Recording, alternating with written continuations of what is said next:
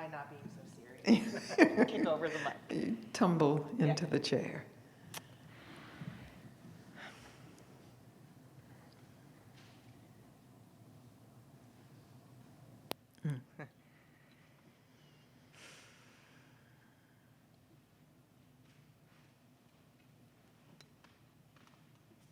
Tom is coming to fix the mic. Oh.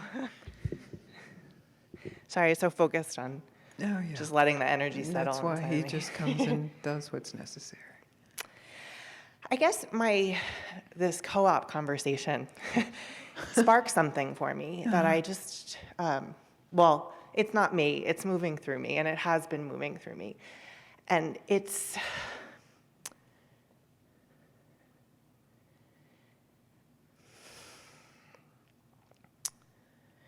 the privilege that we have to be here.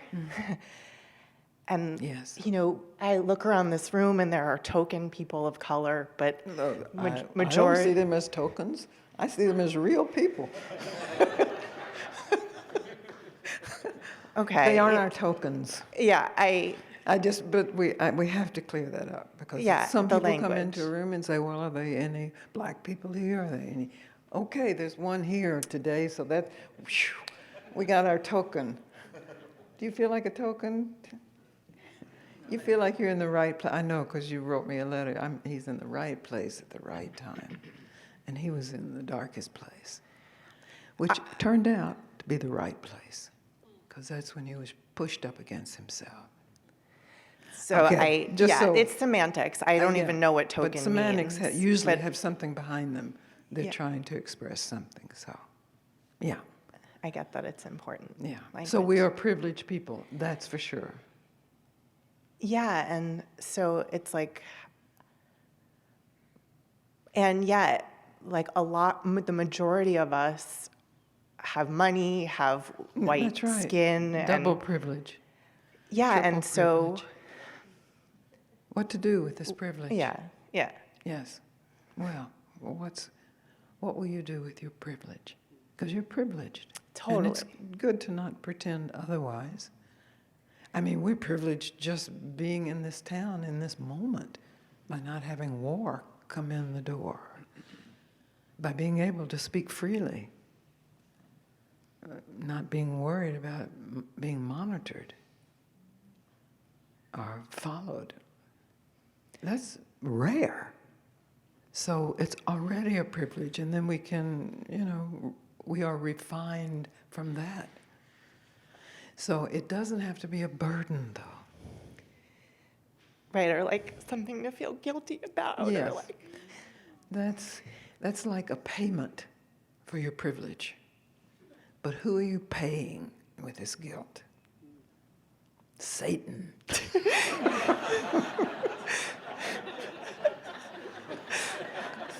Yeah. Right. Only Satan wants guilt in payment. Or the superego. But the superego works for Satan, and dressed up as God.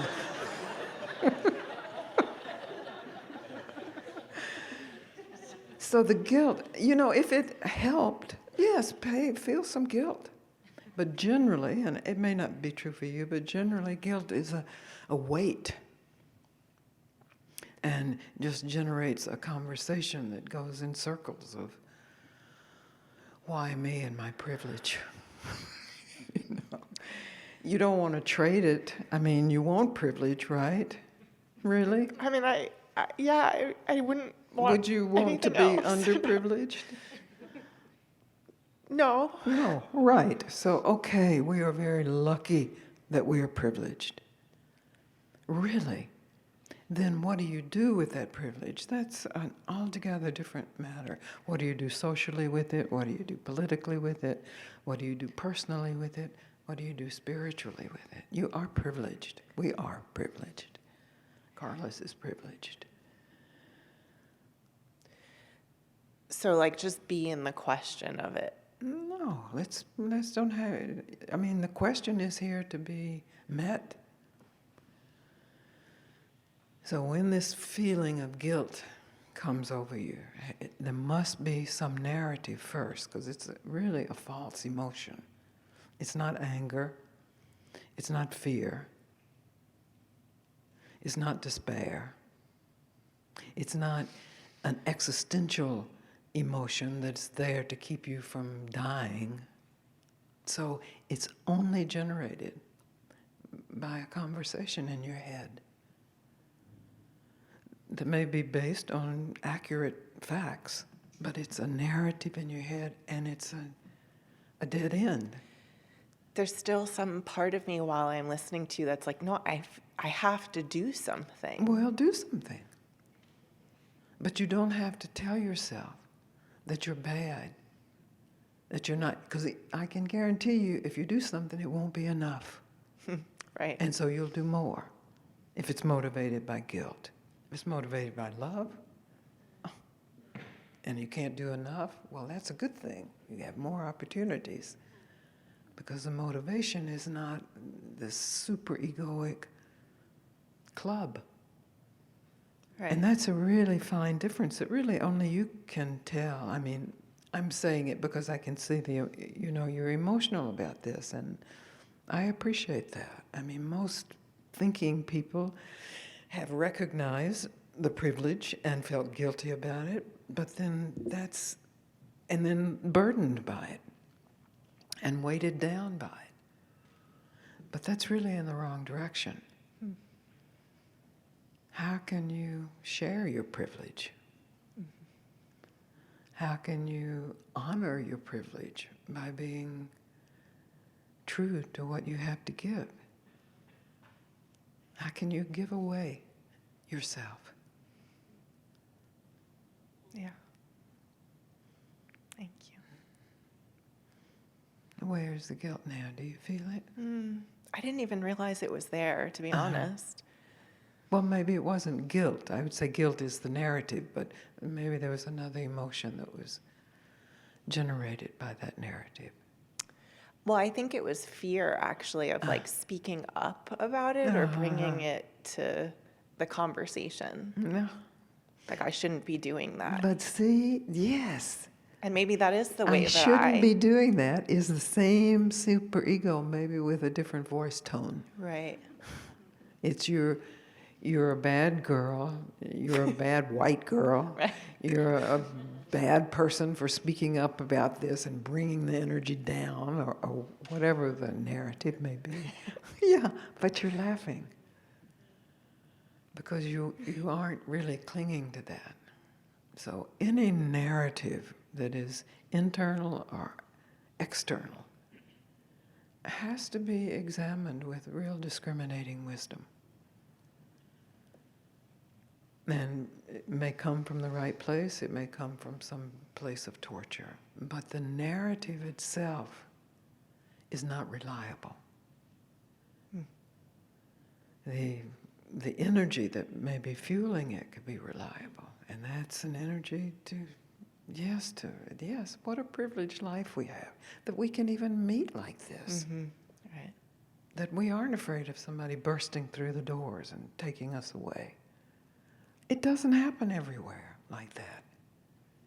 That we really aren't, in this moment, afraid of bombers coming over us or spies in here who will report us to somebody who will take us away. Or that we have like a place to sleep at night. That we haven't a place to sleep at night. There's so many people I see in Ashland sleeping in their cars and sleeping on the ground.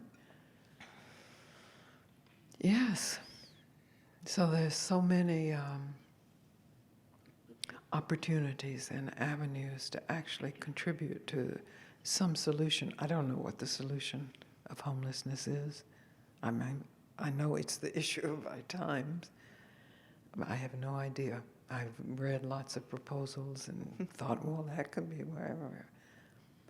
But I see it everywhere, in the States anyway, and growing more all the time. Mm-hmm. So just to be aware of that and just to give some money when you see somebody who needs some money. I mean, that's a big deal. $20, that's a lot. It's nothing to you, right? Mm-hmm. Really. Anymore. Maybe it was at one point. So then privilege works for totality rather than for hoarding or punishment. Yeah, it's just my role in this life so far. Yeah, that's good. Good. Lucky life. Yeah, for real.